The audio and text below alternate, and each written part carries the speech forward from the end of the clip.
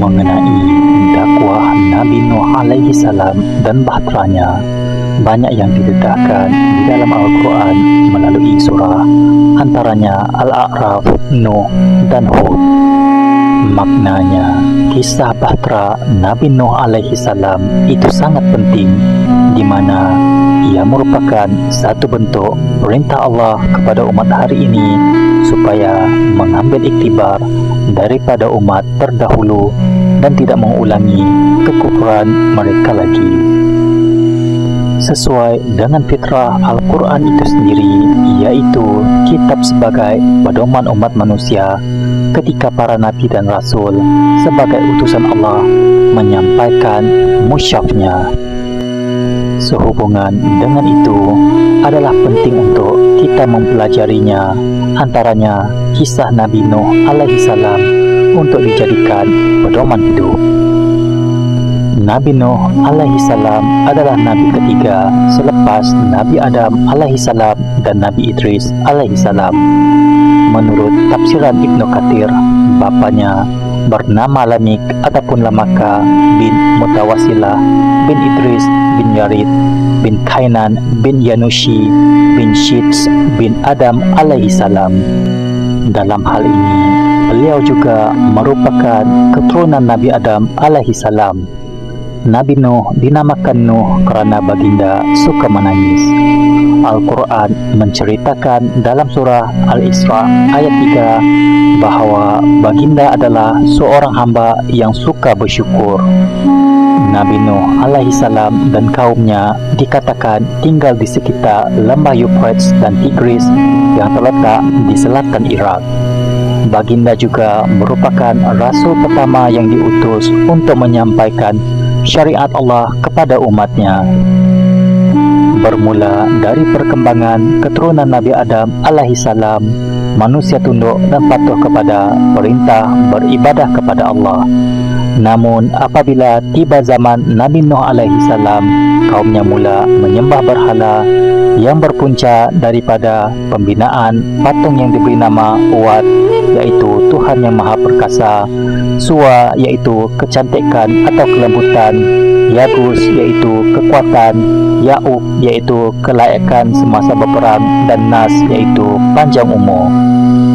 Berhala tersebut merupakan tanda perhormatan kepada murid-murid Nabi Idris alaihi salam yang telah menjalankan ajarannya dengan sangat baik setelah ketiadaannya. Hal ini berterusan sehingga masyarakat ketika itu membuat berhala menyerupai murid-murid Nabi Idris alaihi salam kerana terlalu gairah dengan kehebatan mereka yang juga hamba Allah. Kerana meminati ajaran murid-murid Nabi Idris, selepas pemergian mereka, masyarakat membuat lukisan simbolik mereka untuk sentiasa memperingati usaha bakti yang telah dijalankan. Nabi Nuh alaihi salam diperintahkan untuk mengajak kaumnya kembali menyembah Allah dan meninggalkan syirik penyembahan berhala. Dakwahnya dikatakan telah berlangsung sehingga 950 tahun. Baginda dengan sabar mengajak umatnya untuk melihat nikmat dan kebesaran Allah melalui penciptaan langit dan bumi yang silih berganti, cahaya bulan dan matahari yang bersinar mengikut masanya, dan semua kehidupan di bumi bercambah dengan sempurna. Nikmat ini tercatat di dalam firman Allah di dalam surah Nuh ayat 15 hingga 17. Walaupun zaman berdakwah Nabi Nuh alaihi salam panjang, baginda tidak menjamin ramai dari kaumnya akan beriman. Disebutkan di dalam tafsir Ibnu Katsir bahawa hanya sekitar 80 orang yang beriman dengan ajarannya. Namun, ia tidak mematahkan semangatnya walaupun dihina dan dicerca oleh kaumnya sendiri. Di antara mereka yang beriman dengan ajaran Nabi Nuh alaihi salam, mereka terdiri daripada golongan hamba yang lemah, tidak mempunyai pengaruh dan harta yang luar biasa yang boleh menarik perhatian pembesar dan bangsawan.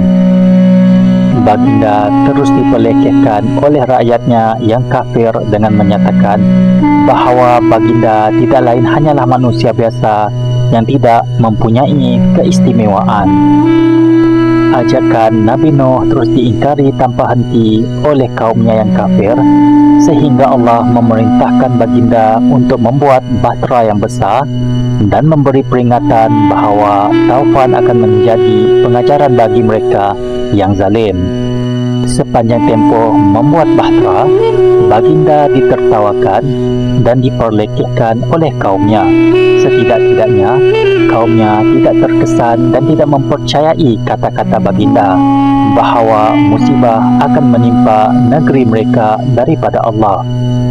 Kemudian baginda menjawab dengan menyatakan, sebenarnya kita akan lihat siapa yang rugi kerana azab Allah akan menimpa nanti. Ini membuktikan bahawa Nabi Nuh alaihi salam tergolong dalam ulul al-azmi, iaitu baginda adalah salah seorang nabi yang mempunyai kesabaran yang tinggi, di mana baginda sentiasa bersabar dengan pelbagai tomahan yang dilemparkan dari kaumnya sendiri. Setelah selesai membina bahtera, Allah memerintahkan supaya diletakkan lelaki dan perempuan secara berpasangan. Begitu juga haiwan, iaitu jantan dan betina, setiap jenis berpasangan. Tidak lama selepas Nabi Nuh alaihissalam meletakkan pengikutnya di dalam bahtera, muncullah air dari celah-celah bumi. Awan di langit mencurah-curah hujan selebat yang boleh disertai ribut dan taufan melanda bumi. Orang kafir berlari menyelamatkan diri mencari perlindungan, termasuk isteri dan anak Nabi Nuh alaihissalam sendiri. Mereka berat hati untuk menaiki bahtera yang dibina oleh baginda. Maka mereka termasuk dalam golongan yang dizalimi oleh Allah. Semasa bahtera itu sedang berlayar, di sekelilingnya kelihatan orang-orang kafir ekoran ombak besar. Salah satunya ialah Kanan, putra Nabi Nuh alaihissalam. Melihat anaknya dalam kesusahan, raja menjerit meminta Kanan berenang ke arah bahtera, tetapi seruan ayahandanya tidak diendahkan. Kanan memberitahu dia mahu berenang untuk mencari perlindungan di kawasan pergunungan yang tinggi. Diriwayatkan bahawa ribut itu berlarutan selama 40 hari. Akhirnya, bahtera Nabi Nuh berlabuh di Gunung Judi atau kini dikenali sebagai Gunung Ararat yang terletak di Turki.